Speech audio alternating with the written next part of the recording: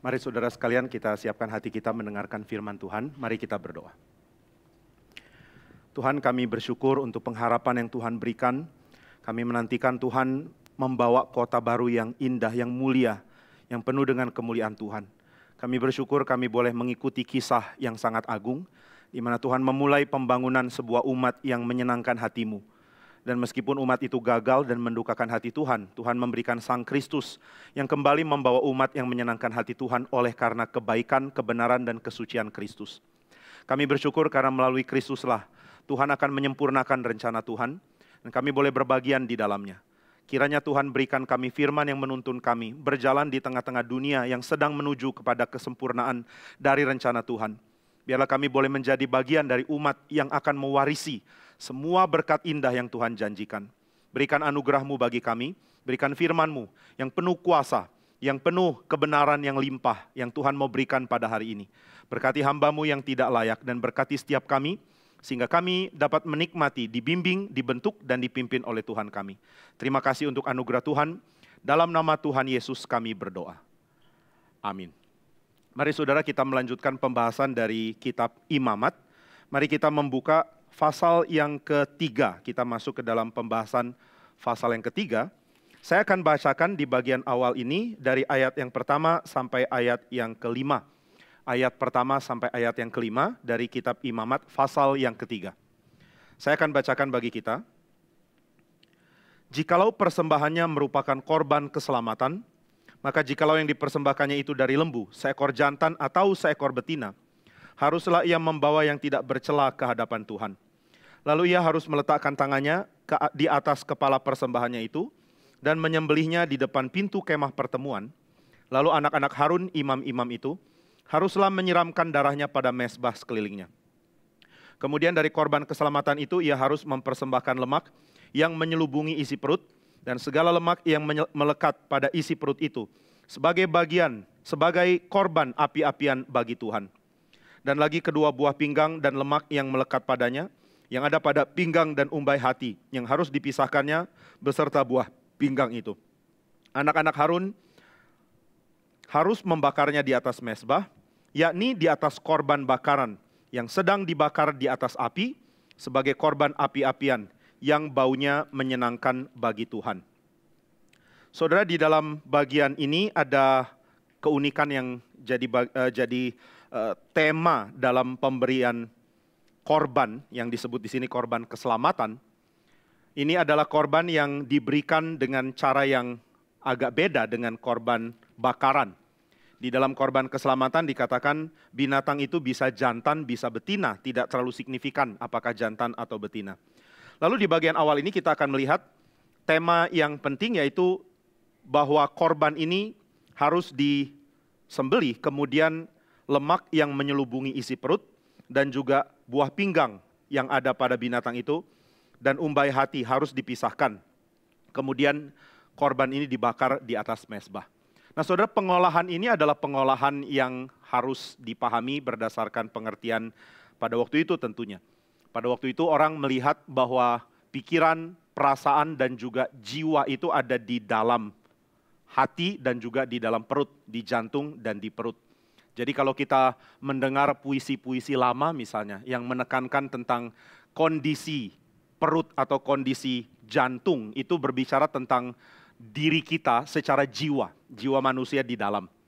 Nah maka saudara, ada sesuatu yang mengesankan bahwa persembahan ini adalah persembahan yang memberikan apa yang kita rasa di dalam, sebuah perasaan hati atau perasaan jiwa yang diberikan keluar. Nah sehingga korban keselamatan ini lebih berkait dengan satu keadaan pemberian diri kepada Tuhan di dalam konteks hati atau di dalam konteks jiwa manusia.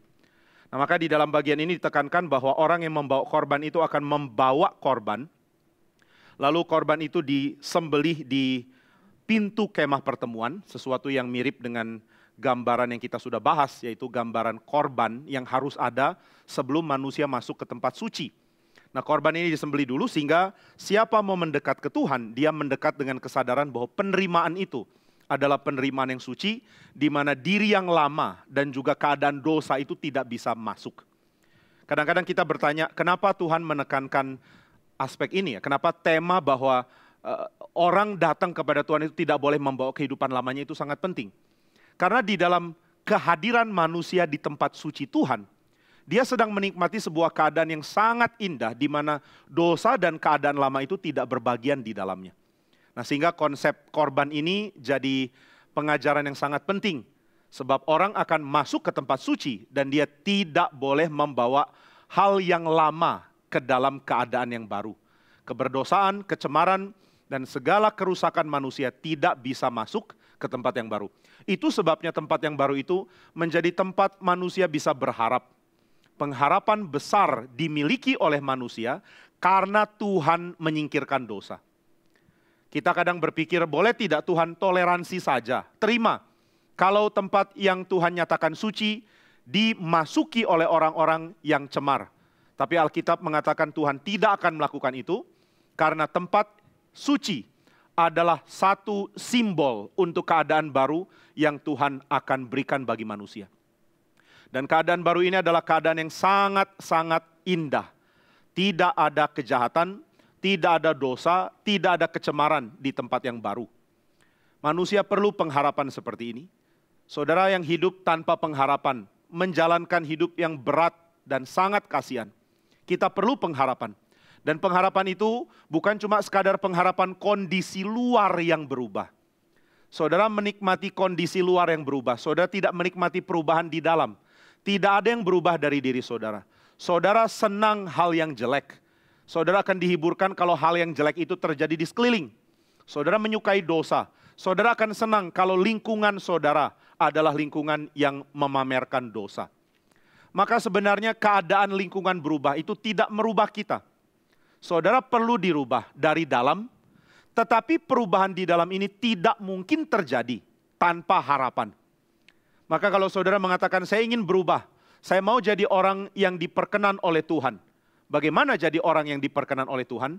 Yaitu saya menjadi orang yang belajar untuk mempunyai kondisi di dalam yang baik, sehingga apapun kondisi di luar, saya bisa menunjukkan reaksi atau respons yang menyenangkan hati Tuhan. Tuhan melihat kepada manusia dan Tuhan memberikan anugerahnya. Dan anugerah yang paling besar adalah anugerah yang merubah hati manusia dari dalam. Ini bagian yang kita bisa baca di dalam kitab, beberapa bagian kitab. Misalnya di dalam Yeremia atau Yehezkiel, di mana di dalam Yeremia dikatakan Tuhan akan memberikan sebuah hati yang ditulisi firman. Mereka tidak lagi melihat tulisan firman dituliskan di batu, tapi dituliskan di hati. Tuhan beri hati yang baru. Demikian di dalam Yehezkiel dikatakan hati yang lama diganti, yang batu diganti dengan yang baru. Nah, ini merupakan tanda bahwa Tuhan merubah manusia di dalam. Sehingga apa yang terjadi di luar akan diresponi manusia dengan baik. Saudara lihat hal baik, saudara bersikap baik. Saudara lihat buruk, saudara berespons baik. Saudara dapat keadaan baik, saudara memuji Tuhan. Saudara mendapatkan keadaan buruk, saudara berseru kepada Tuhan. Apapun yang terjadi, saudara berpaut pada Tuhan. Ini hanya mungkin terjadi kalau di dalam ada perubahan. Tetapi bagaimana di dalam bisa berubah? Salah satu yang membuat perubahan adalah melihat gambaran besar dari janji Tuhan. Apa sih yang Tuhan janji? Yang Tuhan janji itulah yang akan membuat kita berubah di dalam. Maka kalau saya mau berubah, saya tidak bisa hanya berubah di dalam tingkah laku. Saya bisa mempunyai liturgi, mempunyai keteraturan, mempunyai kebiasaan yang baik. Dan itu akan memberikan pengaruh ke dalam. Tetapi tanpa pengharapan, perubahan itu akan menjadi perubahan yang kosong, yang kering, dan yang tidak memberikan kesempurnaan dalam jiwa manusia.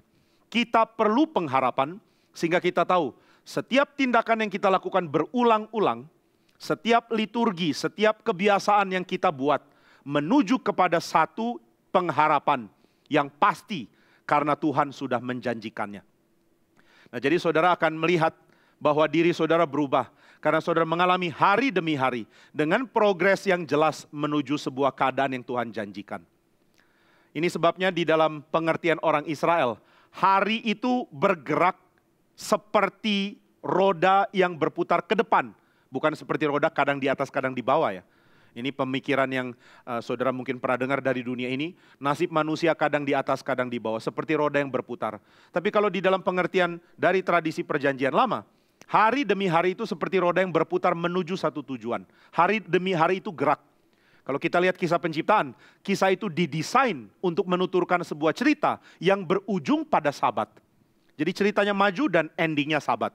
Nggak ada dari kita yang akan menikmati sebuah cerita yang sifatnya hanya diam, atau yang hanya berputar dengan tidak jelas. Ada seorang pembuat film yang unik, ini film-film seni ya, mungkin tidak populer di dunia film. Dia mempunyai kebiasaan untuk bikin cerita di awal yang tidak ada endingnya. Ceritanya nggak jelas sama sekali. Dia memulai dengan cerita ada seorang dibunuh, lalu ada beberapa tersangka yang mungkin adalah pembunuhnya. Kemudian sang tokoh yang berusaha menyelidiki, mulai berinteraksi dengan orang-orang itu, tetapi sampai akhir pembunuhan tidak disinggung lagi, tidak ada cerita yang maju kepada kesimpulan. Karena sang pembuat film mengatakan, saya tidak sedang ingin membuat kisah yang jelas sampai akhir di mana.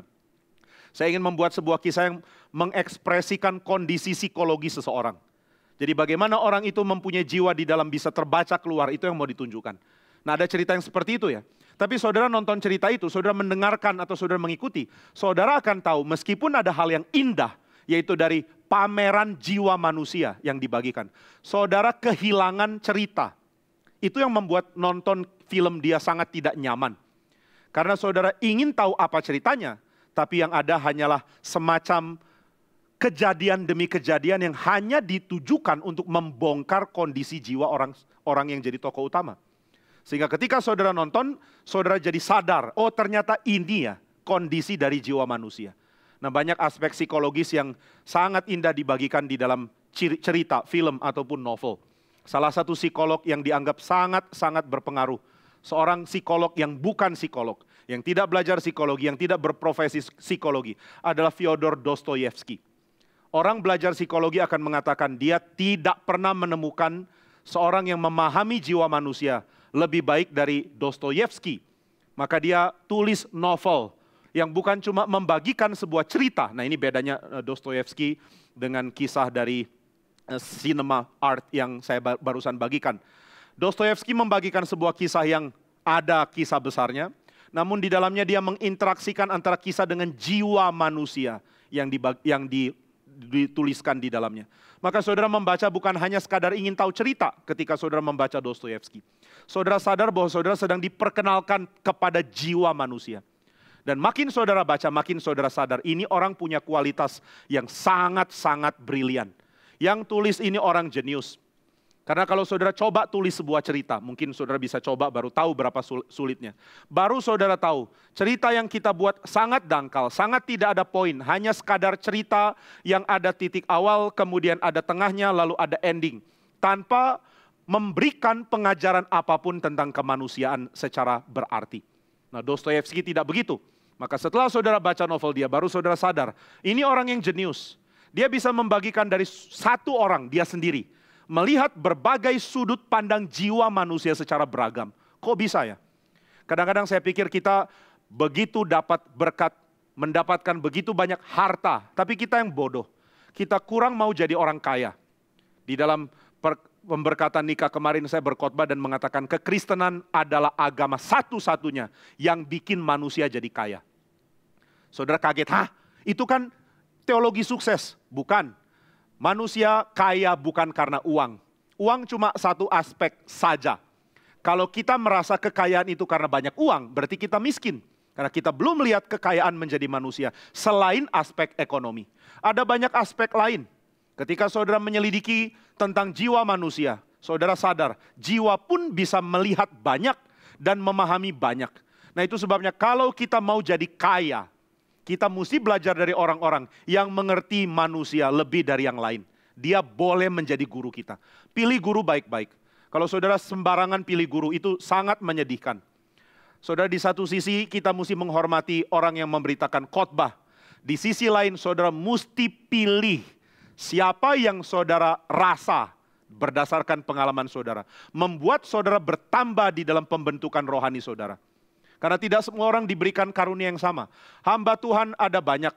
Tidak semua Tuhan berkati dengan kemampuan membentuk orang dengan sama. Ini fakta.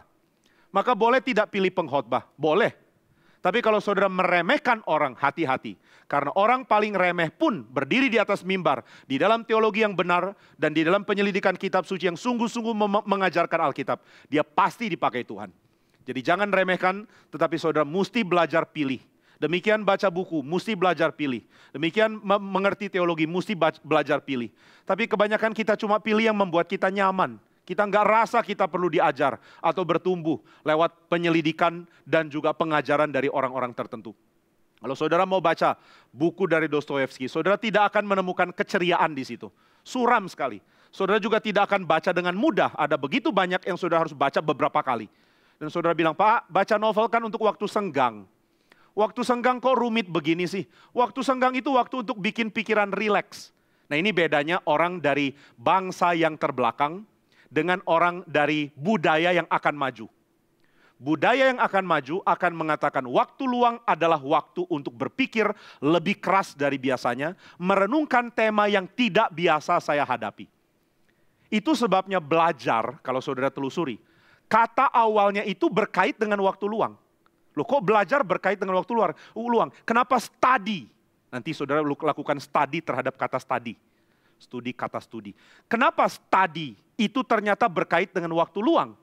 Karena di dalam kondisi masyarakat dulu, hanya orang yang bisa dapat uang tanpa habiskan seluruh waktu yang bisa belajar. Dia sudah punya uang, dia tidak perlu pergi ke ladang, dia tidak perlu mengelola ladangnya seharian. Dia tidak perlu kerja keras karena uangnya sudah banyak. Jadi ada waktu lebih. Waktu lebih dipakai apa? Dipakai berpikir, membaca karya-karya penting, belajar tentang kemanusiaan. Itu sebabnya dari zaman Yunani klasik sampai abad pertengahan akhir, hanya orang bangsawan dan orang kaya yang bisa punya pengetahuan. Karena yang lain mau baca, nggak ada waktu. Kerja terus, mau duduk tenang untuk menyelidiki karya-karya filsafat atau karya sastra yang penting. Nggak sempat. Mau merenungkan lukisan-lukisan yang indah, pergi ke tempat-tempat pameran yang bagus. Nggak ada waktu. Akhirnya orang harus pilih. Cari makan sama cari pengetahuan. Tidak ada yang mau pilih cari makan. Semua mau pilih cari pengetahuan. Tapi nggak bisa. Jadi apa boleh buat? Saya habiskan waktu untuk kerja. Tapi ada orang-orang tertentu. Dapat anugerah dari Tuhan. Saya bisa tidak perlu kerja seharian. Uangnya sudah lebih. Maka saya bisa belajar. Itu sebabnya waktu luang adalah sebuah privilege. Hak istimewa untuk para bangsawan dan orang kaya. Supaya mereka menyelidiki ilmu pengetahuan yang paling penting. Maka kata belajar, kata study akhirnya jadi populer. Nah sekarang kita nggak ngerti kan. Waktu luang bisa bikin bobo otak saya. Waktu luang, nah sekarang waktunya saya menenangkan sedikit otak. Bikin dia tenang. Otakmu bisa protes, kayaknya saya sudah lumayan tenang di dalam hari-hari kita menjalankan aktivitas kita. Saudara punya profesi, otak saudara tidak lagi terlalu kerja keras, ekstra keras maksud saya, tetap kerja keras tentunya. Untuk mempelajari bidang baru, saudara sudah biasa lakukan itu kok. Saudara nggak pernah khotbah, disuruh persiapan khotbah, bisa seminggu persiapan. Tapi saudara yang sudah terbiasa lakukan itu, saudara sudah memiliki pengertian. Bagaimana menyusun pikiran? Saudara dengar satu kata, tiba-tiba sudah muncul pikiran yang bisa saudara susun dan jadikan khotbah. Nah itu sebabnya pikiran yang dipakai hanya untuk hal yang rutin tidak akan berkembang. Rutinitas saudara mematikan dia. Lalu bagaimana supaya dia nggak mati? Caranya adalah miliki waktu luang, lalu pakai waktu luang itu untuk studi. Ini pertama kali saya dengar dari khotbah dari buku dari Pendeta Stephen Tong. Pendeta Stephen Tong mengatakan dia kunjungi seorang mahasiswa di Amerika. Lalu, dia dikunjungi ya, bukan dia yang kunjungi. Dia dikunjungi seorang mahasiswa di Amerika yang belajar di sekolah Alkitab awam yang Pak Tong dirikan. Lalu dia mengatakan, saya sangat bersyukur bisa mengenal teologi reform. Lalu Pak Tong tanya, kamu mahasiswa ya? Iya.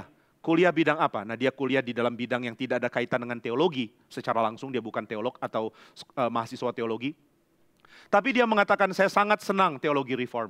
Pak Tong tanya, tahu dari mana? Oh saya baca Herman Bavinck, saya baca Warfield, saya baca Charles Hodge, saya baca tokoh-tokoh penting dari tradisi reform. Pak Tong kaget, kamu kuliah pasti sangat sibuk, kamu juga bekerja. Sudah bekerja juga kuliah, mana masih ada waktu baca buku-buku begitu? Dia mengatakan, saya tidak mau pakai hari Minggu untuk yang lain. Saya mau pakai hari Minggu untuk tenangkan diri. Saya mau libur. Saya mau punya waktu luang di hari Minggu. Saya mau beribadah dan punya waktu luang. Itulah saat saya belajar buku-buku ini. Jadi Pak Tong bilang, nah ini bedanya ya, kamu dan orang ini. Kamu waktu luangnya adalah jalan-jalan di pinggir pantai sambil minum es jeruk. Pakai masker kalau sekarang. Tapi orang ini waktu luangnya, saya nggak bilang jalan-jalan salah ya, silakan jalan-jalan. Tapi waktu luang untuk baca itu penting. Waktu luang untuk selidiki itu penting. Saudara nggak mungkin memahami novel berat seperti tulisan-tulisan Dostoyevsky hanya dengan baca santai sambil dengar musik, apalagi sambil dengar khotbah. Khotbah nggak masuk, novelnya pun nggak masuk, nggak ada gunanya, itu buang waktu. Tapi saya multitasking, otakmu lagi-lagi protes, lu salah mengenal gua gitu ya, kau kurang mengenal saya. Nah jadi saudara miliki waktu sungguh-sungguh, tenangkan diri, kemudian baca baik-baik, baca berulang kalau perlu. Baru saudara sadar, ini orang jenius. Orang jenius bisa jadi guruku, sulit loh. Sekarang banyak orang mau kuliah, cuma cari tempat, tapi tidak cari siapa dosen. Harus cari orang, harus cari guru yang bagus, lalu kejar dia. Saudara, guru sebagus Dostoyevsky bisa muncul berapa kali dalam satu zaman? Enggak banyak. Tapi saudara nggak perlu tanya, Dostoyevsky ngajar di mana? Karena dia nggak ngajar. Dia sibuk. Kalau dia tidak tulis novel, dia mabok. Kalau lagi nggak mabok, judi. Ini orang kacau sekali ya.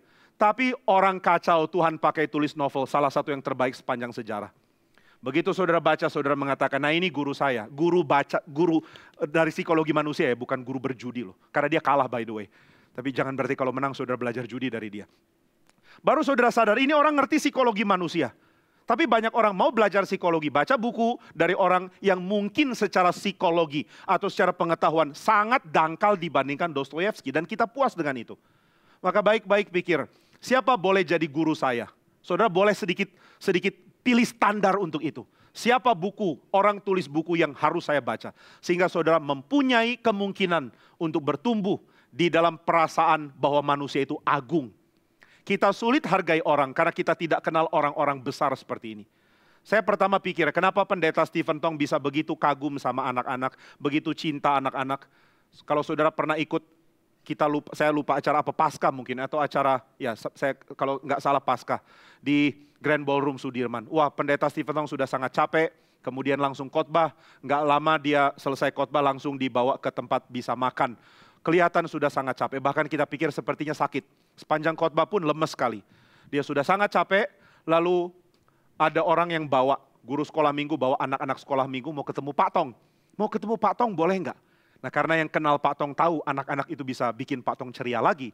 Maka kita izinkan, yang nggak ngerti nggak tahu. Hei anak-anak jangan dekat. Itu mirip dengan Petrus dan murid-murid Yesus. Anak-anak jangan ganggu, guru sedang lelah.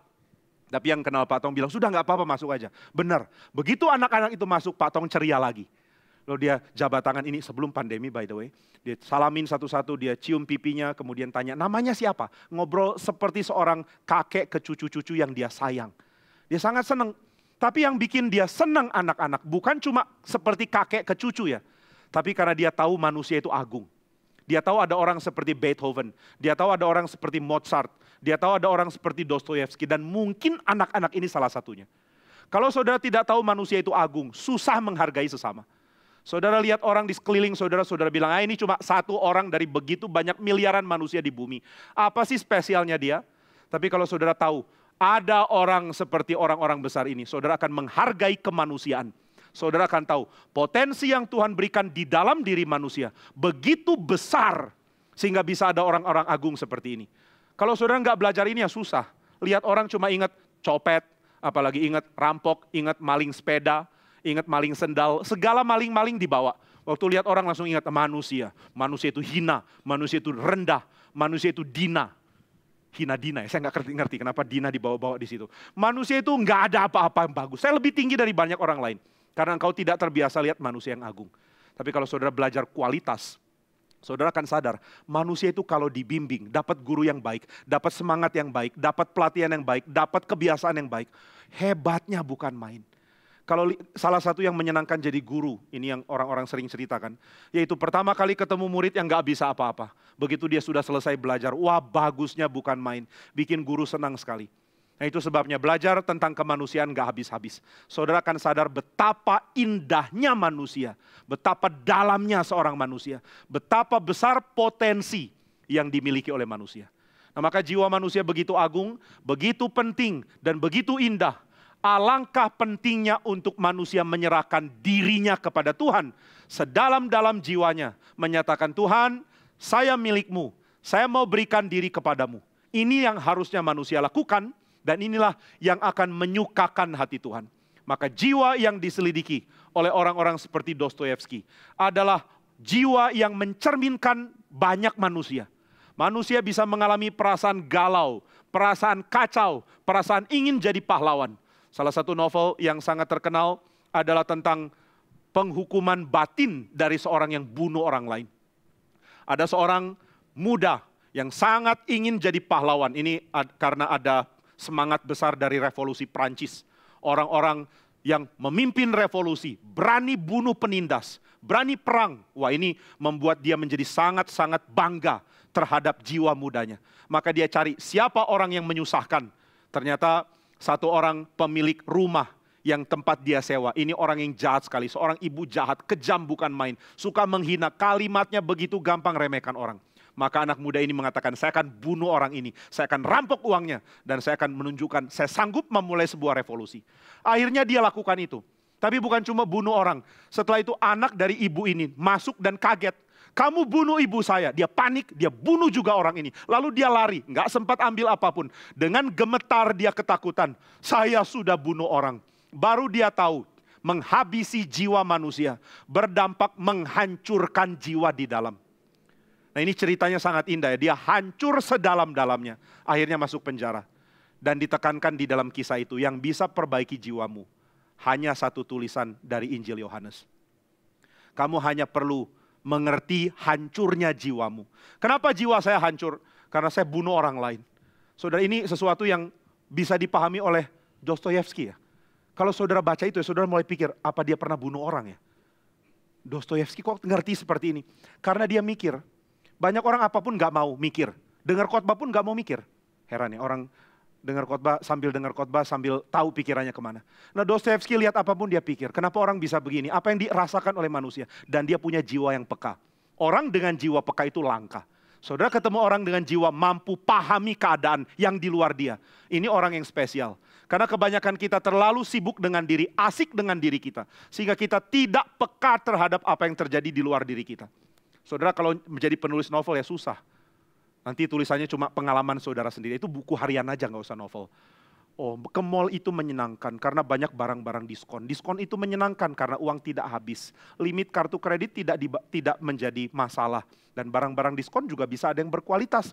Hanya harus pintar pilih merek dan lihat apakah itu made in China atau made in Java. Misalnya gitu ya. Kira-kira buku ini jadi apa ya kalau ditulis? Sekarang banyak orang yang ya begitu ya, dibentuk oleh orang-orang yang tidak layak menjadi guru. Acara TV yang populer tuh acara seperti apa coba? Kehidupan dari keluarga Kardashian itu apa gunanya dilihat? Mereka tuh siapa ya? Orang-orang gak ketulungan kacaunya hidupnya. Bukan kacau dalam pengertian mereka kriminal atau apa, tapi gak ada gunanya kita pelajari mereka. Saudara pilih sedikit guru, punya standar pilih guru yang baik dong. Nah, Dostoyevsky bisa peka melihat, kalau orang hancurkan orang lain, jiwa dia yang hancur. Manusia tidak bisa memahami hal ini. Kecuali dia pikir baik-baik, renung baik-baik tentang keadaan ini. Tapi saudara tolong jangan ambil kesimpulan yang maksa ya. Oh, karena hobi minum jadi peka. Karena judi jadi peka. Ini error ini saudara, saya nggak terima argumen itu. Nah jadi saudara, dia tahu manusia perlu jiwa yang dipulihkan. Karena setiap kali manusia interaksi dengan dirinya, kesimpulan dosa akan jadi tujuan yang dia mau tuju. Saudara kalau bicara dengan diri saudara, kemungkinan besar saudara akan hasilkan dosa loh. Saudara perlu diskusi dengan orang lain. Kira-kira saya mau kerja di mana ya misalnya? Saya kerja di sini aja. Kenapa? Ya di sini menyenangkan. Kira-kira saya harus jalin relasi dengan siapa ya? Kalau saudara terus diskusi dengan diri, lama-lama diskusinya miring. Makin mementingkan diri dan makin mengabaikan etika. Apalagi diri kita ini lumayan setan jiwanya gitu ya. Kadang-kadang diri kita membuat diri kita menjadi makin meremehkan dosa. Sudahlah, cuma kayak gini oke kok. Banyak orang yang lakukan. Kalau cuma begini mah gampang. Apalagi gereja kan penuh pengampunan. Apalagi GRI ada doa pengakuan dosa. Ngaku aja di situ. Nanti diampuni langsung bersih. Sehingga ketika pulang semuanya beres. Nah ini diri kita kalau ngomong sama diri. Tapi begitu saudara diskusi dengan orang lain yang layak untuk menjadi pembimbing. Baru saudara sadar. ternyata saya banyak errornya ya. Dan pilih pembimbing atau doa sama Tuhan supaya saudara bisa berinteraksi dengan baik. Sehingga saudara bisa terima nasihat, bukan mentwist nasihat lagi-lagi untuk membenarkan diri. Nah maka saudara, ketika orang menghancurkan orang lain, jiwa dia hancur. Dan ini yang terjadi ketika orang berdosa. Ketika orang datang mengaku dosa, kira-kira apa yang dia perlukan? Dia perlu jiwanya dibuat utuh. Orang tidak mengaku dosa hanya untuk beritahu Tuhan saya sudah salah. Dia mengaku dosa karena dia tidak bisa hidup dengan dosanya. Daud tidak bisa hidup dengan kesalahan yang dia buat, maka dia datang dan memohon, Tuhan, seandainya engkau mengingat kesalahan, maka saya pasti disingkirkan. Saya harus mati. Dia tidak bisa hidup dengan kesalahannya. Kesalahan menggerogoti jiwa manusia. Nah ini yang terjadi ya di dalam crime and punishment. Saya terhukum bukan karena di penjara, bahkan ketika sang pembunuh muda ini ditangkap polisi, dimasukkan ke dalam penjara, di situ dia lega. Saya lari dari hukum, jiwa saya hancur. Maka punishment yang dimaksudkan Dostoyevsky, justru ketika anak muda ini lari-lari terus dari kejaran hukum, karena dia sudah bunuh orang. Waktu di dalam penjara dia sadar, inilah redemption for my soul. Setelah itu ada orang datang membacakan Injil Yohanes dan dia makin utuh hatinya. Saudara, dosa bikin jiwa kita hancur. Lalu bagaimana jiwa bisa dipulihkan? Bawa ke Tuhan. Gambaran mana lebih indah? Dari gambaran bawa seekor binatang. Lalu saudara taruh tangan saudara di kepala binatang itu. Ini simbol kesatuan. Binatang ini adalah binatang yang mewakili saya. Binatang ini dibawa ke kemah suci. Sebelum masuk binatang ini dihancurkan. Lalu isi hatinya, ginjal, kemudian hati dan lain-lain dikeluarkan. Nah ini pengertian yang tadi saya sudah bagikan ya. Ini membuat simbol jiwa yang dipersembahkan kepada Tuhan. Saudara, ini yang kita perlukan. Kita sedang berada dalam keadaan sangat kasihan, merana, penuh dengan penderitaan jika kita terus hidup di dalam dosa. Dosa merusak diri. Dosa bukan merusak orang lain saja, dosa merusak diri. Makin kita nyaman di dalam dosa, makin kita tidak sadar betapa rusak diri kita sebenarnya. Nah kemudian yang berikutnya itu dari seorang bernama Tolkien. Tolkien juga seorang yang punya jiwa teologi sangat dalam. Dia adalah seorang yang punya pengaruh besar kepada banyak orang ya. Termasuk mempengaruhi juga C.S. Lewis. C.S. Lewis dipengaruhi juga oleh Chesterton. Dan Chesterton yang membuat orang ateis ini jadi Kristen. C.S. Lewis tadinya ateis. Tapi baik Chesterton maupun orang-orang yang menginjili Lewis sangat sedih. Kamu sudah saya injili, sudah mau jadi Kristen, malah pilih aliran reform, bukan pilih aliran saya. Nah itu untungnya teologi reform ya, males PI tapi dapat orang bagus terus. Ini mesti dihukum sama Tuhan. Nah maka saudara, Tolkien menulis juga tentang efek dosa. Ada makhluk, saya selalu lupa nama-namanya, saya nggak pernah ingat. Makhluk kecil lucu itu apa? Hobbit, punya hobbit yang baik, lain lagi. Hobbit itu manusia-manusia yang tinggal di tempat yang bagus. Sudah lihat penggambarannya, rumah-rumahnya kecil, lucu, tanamannya bagus, indahnya bukan main. Apa sih kesan yang mau diberikan? Nah, ini dari filmnya lah ya, supaya saudara dapat gambarannya. Yang mau digambarkan adalah bahwa keadaan mereka itu keadaan yang harmless. Masa sih dari sini bisa ada dosa? Tapi bisa. Setelah ada orang yang gila ambil cincin. Katanya ini adalah cincin yang akan menguasai semua manusia. Cincin apa itu namanya? Pak, Bapak jadi kamus Tolkien saya Pak. Cincin apa? Nggak ada nama ya? Cuma The Ring aja ya? Oke, cincin namanya The Ring. Ya apapun itulah namanya. Dia menjadi sangat kacau, dia mau hidupnya difokuskan untuk dapat cincin itu. Dan apa yang diberikan cincin itu juga nggak jelas. Dipakai bisa menghilang atau dipakai apapun terjadi pada orang itu. Kita nggak ngerti efeknya apa sih. Tapi orang itu begitu kecanduan, begitu terobsesi dengan cincin itu. Sehingga lama-lama fisiknya mulai berubah. Tadinya makhluk lucu menjadi binatang seperti binatang, manusia seperti binatang atau hobbit yang jadi seperti binatang yang mengerikan bukan main. Gigi menjadi begitu tajam, makan ikan mentah, lari kemana-mana dengan tidak pakai pakaian. Menjadi makhluk sangat mengerikan. Lalu orang tanya ini mau menggambarkan apa? Ini mau menggambarkan efek dosa. Dosa menghancurkan saya. Dosa menghancurkan jiwa saya. Tidak ada belas kasihan lebih besar dari belas kasihan Tuhan yang berseru, bertobatlah kamu. Tuhan suruh kita bertobat. Bukan karena Tuhan mau kondisi masyarakat jadi aman dari engkau. Tapi Tuhan mau engkau bertobat supaya jiwamu utuh kembali. Jiwa kita yang hancur, yang rusak, tidak menikmati apa itu jadi manusia. Maka sekarang saudara bisa putuskan sendiri ya, kira-kira Alkitab lebih dekat ke yang mana? A atau B? Nah, saya akan jelaskan yang A, lalu saya jelaskan yang B. Saya mulai dari yang B, karena yang B ini yang salah. Ini udah ada kunci jawaban bocor. Yang B, manusia berdosa, maka ujungnya neraka. Waduh, saya takut. Kalau berdosa nanti masuk neraka. Hati-hati loh, jangan berdosa. Karena kalau kamu berdosa, kamu masuk neraka. Hati-hati ya, jangan berdosa. Puji Tuhan, kalau kamu ternyata sudah berdosa, ada pengampunan. Sehingga kamu meskipun sudah berdosa, nggak masuk neraka, tapi bisa masuk surga. Maka jangan berdosa supaya tidak masuk neraka. Kalau sudah berdosa, bertobatlah supaya masuk surga. Ini B. Atau yang A. Tuhan ciptakan manusia, nah ini yang benar. Nanti pilih yang mana terserah ya. Tuhan ciptakan manusia, Tuhan mau manusia menjalani kehidupan yang sangat-sangat bahagia, berlimpah. Ini yang dipahami di dalam dunia filsafat sebagai human flourishing. Engkau berlimpah di dalam perasaan, di dalam hati, di dalam kehidupan, di dalam sosial, di dalam semua aspek. Tapi dosa menggerogoti ini. Di dalam konsep orang Yahudi ada dua kekuatan. Kekuatan baik, damai, sejahtera dan teratur. Dengan kekuatan menghancurkan. Tuhan ada di atas dan Tuhan promote goodness. Tuhan mau kebaikan. Tapi setan, dosa dan maut menggerogoti manusia, menggerogoti ciptaan yang dibuat baik, dan akhirnya menjadi kacau dan rusak. Sehingga manusia tidak menikmati Tuhan yang menyatakan belas kasihan di dunia. Manusia menikmati neraka dalam hidupnya. Kira-kira yang mana yang lebih tepat ya? Saudara, Alkitab tidak bilang dosa itu ditakuti karena bikin neraka nanti. Dosa itu menghancurkan engkau sekarang, bukan nanti, sekarang. Maka gambaran dari orang-orang ini seperti Dostoyevsky atau juga seperti Tolkien itu jauh lebih akurat dari banyak teolog yang banyak hamba Tuhan yang khotbah di mimbar nggak karu-karuan, nggak ngerti teologi.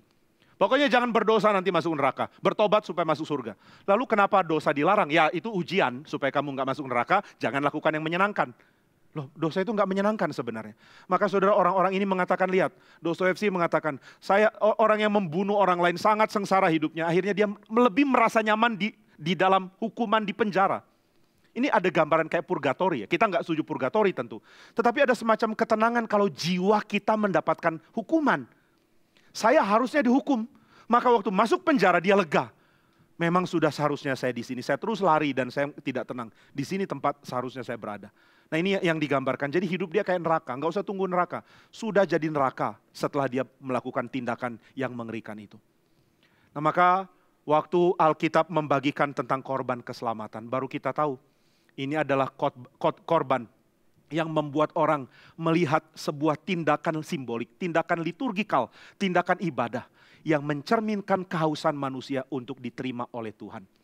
Nah, minggu lalu kita sudah membahas tentang korban sajian yang juga bernuansa komunal, tetapi sekarang lebih bernuansa pemulihan hati. Dosa menggerogoti hati dan Tuhan memberikan pemulihan untuk kita. Mari kita pikirkan, waktu kita ada di dalam dosa, bukankah hati kita sangat kacau? Kadang-kadang kacau itu terjadi justru di dalam ketenangan. Orang yang sudah memiliki ketenangan, waktu dia melakukan dosa, dia sedang berada dalam keadaan jiwa yang buruk sekali. Waktu saya masih kecil ya, waktu masih kelas 6 SD ya, nggak kecil-kecil amat. Saya curi uang dari tas mama saya. Waktu itu tas mama saya terbuka. Kemudian ada lembaran yang melambai-lambai, memanggil saya. Jadi begitu saya lihat, waduh, waktu itu saya sangat ingin beli pisau lipat. Saya koleksi pisau lipat. Bukan untuk dibawa-bawa ya, masih kelas 6 SD kok. Koleksi pisau lipat. Lalu saya lihat di sebuah toko di daerah tempat saya tinggal. Wah, ada yang jual pisau lipat. Harganya berapa? Kurang.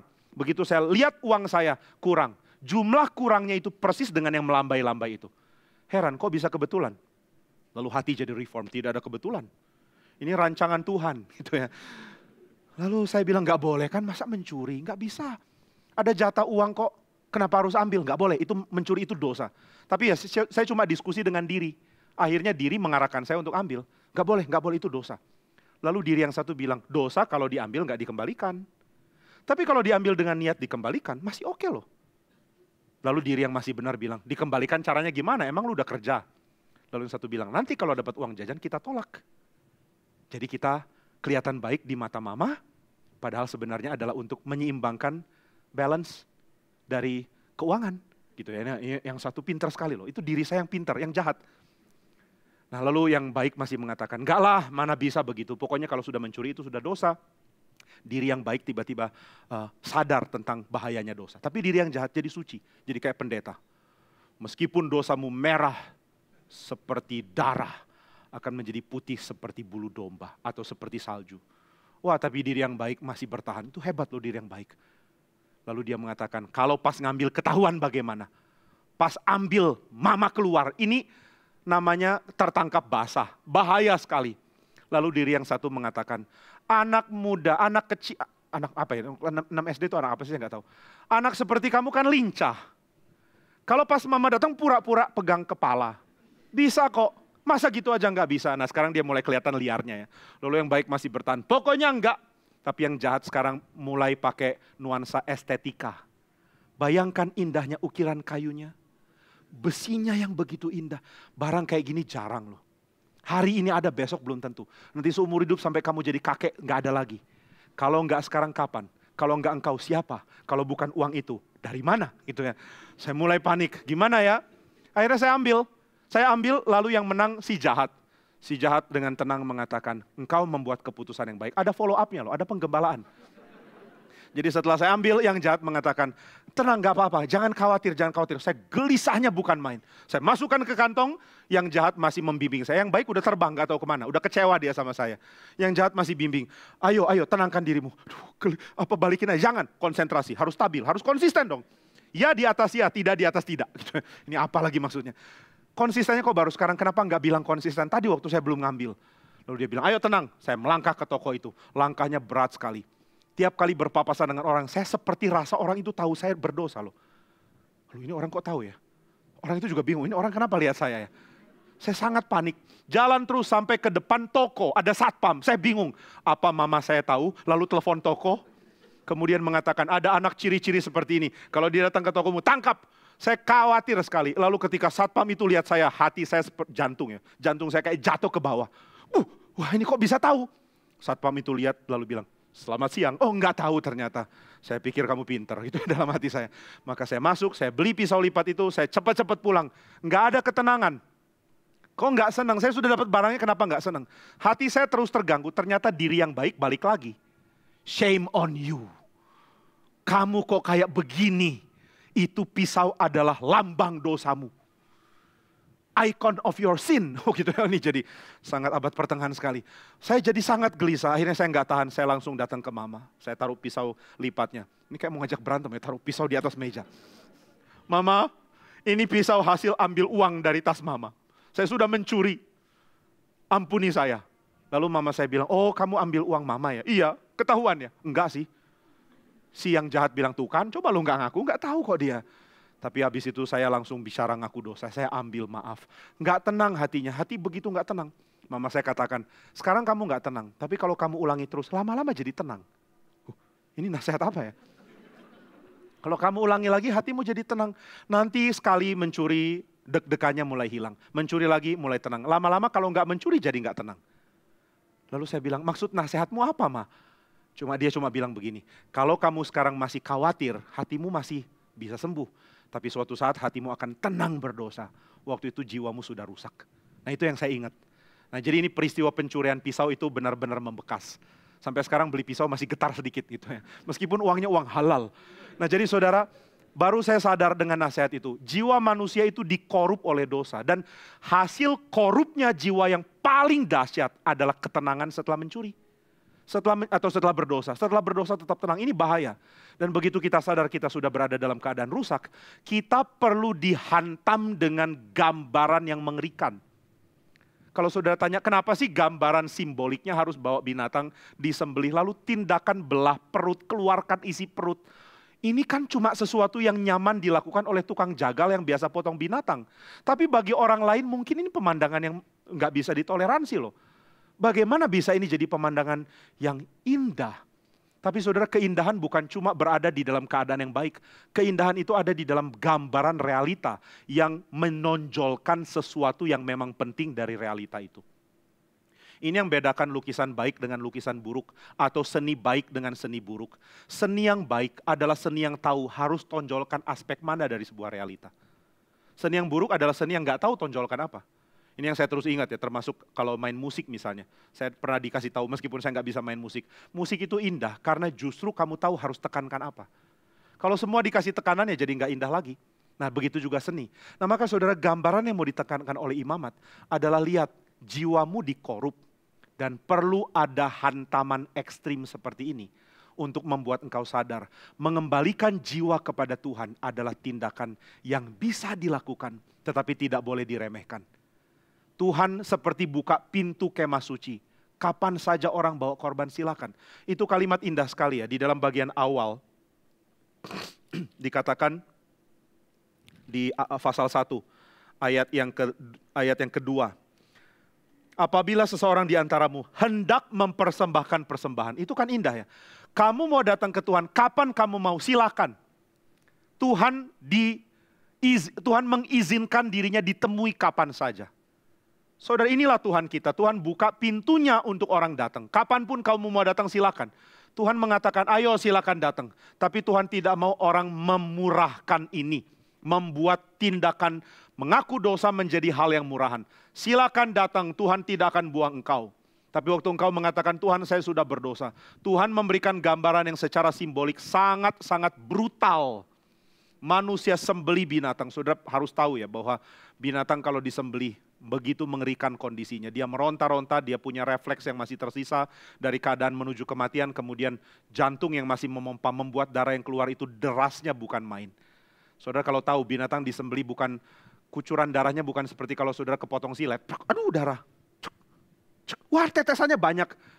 Kalau binatang jadi korban bilang, itu lu bilang banyak. Binatang yang dikorbankan berada dalam kondisi yang membuat kita melihat sesuatu yang mengerikan. Ngerinya bukan main. Dan ini membuat kita sadar bahwa memberi jiwa kepada Tuhan setelah jiwa kita rusak adalah hal yang Tuhan izinkan kapanpun, silakan datang. Tapi Tuhan tidak mau kita meremehkan itu. Nah itu sebabnya gambaran ini disempurnakan oleh salib. Di atas kayu salib Kristus memberi dirinya kepada Tuhan, jiwanya kepada Tuhan. Saudara bisa lihat seruan dia adalah seruan yang dari jiwa yang hancur. Ketika dia berseru, Allahku, Allahku, mengapa engkau meninggalkan aku? Itu jiwa hancur. Ini gambaran simbolik yang dibagikan di dalam kitab. Ini gambaran yang secara simbolik dibagikan di dalam kitab Imamat. Sebagai ginjal dan juga hati yang dikeluarkan dari binatang itu. Kristus menyatakan jiwa yang hancur. Bukan karena dosa dia, tapi karena perlakuan tidak adil dan terutama karena dosa yang kita kerjakan. Dia berseru, Allahku, Allahku, mengapa engkau meninggalkan aku? Di dalam sengsara jiwanya dia datang kepada Tuhan. Dan ini yang kita tahu sebagai harga yang sangat mahal untuk pengakuan dosa kita. Kita mengaku dosa karena Tuhan rela terima kita. Tapi Tuhan terima kita karena Kristus dipaku di atas kayu salib. Nah maka saudara sekalian, mari kita sadar jiwa yang sudah hancur karena dosa, dirusak habis-habisan oleh dosa. Hanya mungkin diperbaiki dengan dibalikan ke dalam fungsi yang asli. Apa fungsi jiwa manusia? Fungsi jiwa manusia adalah untuk menikmati Tuhan dalam jiwa kita. Agustinus menekankan kalimat yang indah sekali. Jiwa saya tidak mungkin tenang sampai jiwa saya beristirahat di dalam Tuhan. Saudara, Agustinus menurut saya adalah seorang teolog yang sangat mengerti teologi penciptaan. Ada banyak ahli Agustinus yang menyelidiki ini ya, teologi penciptaan dalam teologi Agustinus. Dan ketika dia membahas tentang keberdosaan dia, itu banyak gambaran ke Taman Eden. Dan juga di dalam buku Confessions banyak gambaran tentang kisah penciptaan dia bagikan. Lalu kisah penciptaan itu adalah kisah Tuhan bekerja. Kapan Tuhan istirahat? Di hari ke-7. Hari ke-7 adalah hari Tuhan istirahat dan Tuhan mengundang manusia untuk menikmati ketenangan di dalam dia. Apakah jiwa kita tenang? Jika tidak di dalam Tuhan tidak mungkin tenang. Itu sebabnya Agustinus mengatakan, saya sudah lama cari ketenangan jiwa, saya nggak ketemu dimanapun. Saya tidak temukan itu di karir yang mulus. Saya tidak temukan itu di dalam kekayaan harta. Saya tidak temukan itu di dalam diri perempuan. Saya tidak temukan di mana-mana.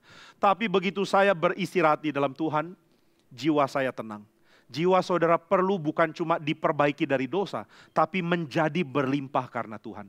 Itu sebabnya setelah korban dibawa, nanti ini kita bahas di pertemuan selanjutnya. Binatang itu dibakar, kemudian imam memakan binatang yang dikorbankan ini. Ada makan bersama, kita sudah bahas makna makan bersama kemarin, minggu lalu. Berarti Tuhan memulihkan kita sehingga kita menikmati relasi yang baru dengan Tuhan. Di mana jiwa kita disegarkan oleh Tuhan. Pertobatan itu bukan cuma sekadar dari negatif ke nol. Pertobatan itu adalah dari negatif ke berlimpah. Dari keadaan rusak dan kacau menjadi penuh kesenangan di dalam Tuhan. Apakah yang membuat jiwa kita senang? Kalau yang membuat jiwa kita senang adalah hal cemar yang dosa. Mari sadari, mari datang ke Tuhan. Mari bongkar diri kita dan mengatakan, Tuhan saya mau mengaku dosa. Saya mau datang kepadamu dan mengakui kesalahan saya. Tapi jangan bikin tindakan ini murahan. Karena ingat salib atau di dalam konteks imamat, ingat binatang yang disembelih itu. Dengan sangat mengerikan dia harus mati dan dengan sangat mengerikan isi perutnya harus dibongkar dan dipersembahkan ke Tuhan. Tetapi hasilnya begitu indah. Kenikmatan jiwa di dalam relasi dengan Tuhan itu dimunculkan. Maka saudara sekalian, kitab imamat bukan kitab yang cuma pamerkan liturgi yang asing bagi kita. Tetapi kitab ini memamerkan kepada kita kebutuhan kita yang paling dalam saat ini. Mari datang ke Tuhan dengan kesadaran, Tuhan mengampuni dosa saya. Saya mau bawa jiwaku untuk ditebus oleh Tuhan. Jiwaku untuk didamaikan dengan Tuhan. Dan jiwaku ingin disenangkan hanya oleh kehadiran Tuhan di dalam umat di tengah-tengah dunia ini. Nah, kiranya ini boleh mendorong kita untuk makin mengagumi Tuhan. Dan kekaguman kepada Tuhan membuat kita makin sadar bahwa saudara ada di dalam iman yang indah sekali. Kekristenan begitu menyenangkan. Mari nikmati sedalam-dalamnya. Kiranya Tuhan memberkati kita, mari kita berdoa. Bapa di surga, kami bersyukur karena tidak ada yang lebih menyenangkan dari diterima oleh Tuhan. Dan ketika jiwa yang hancur kami bawa kepadamu. Jiwa kami merana tetapi Tuhan rela memperbaiki kami. Itu sebabnya kami berlimpah di dalam Engkau. Dan kami bersyukur karena datangnya kami kepadamu untuk diampuni. Bukan sesuatu yang kami boleh lakukan dengan sembarangan. Karena Kristus yang sudah mati, dialah yang memungkinkan kami untuk datang kepada Tuhan. Kami bersyukur untuk anugerah-Mu. Berikanlah firman-Mu dengan limpah bagi kami. Di dalam nama Tuhan Yesus kami berdoa. Amin.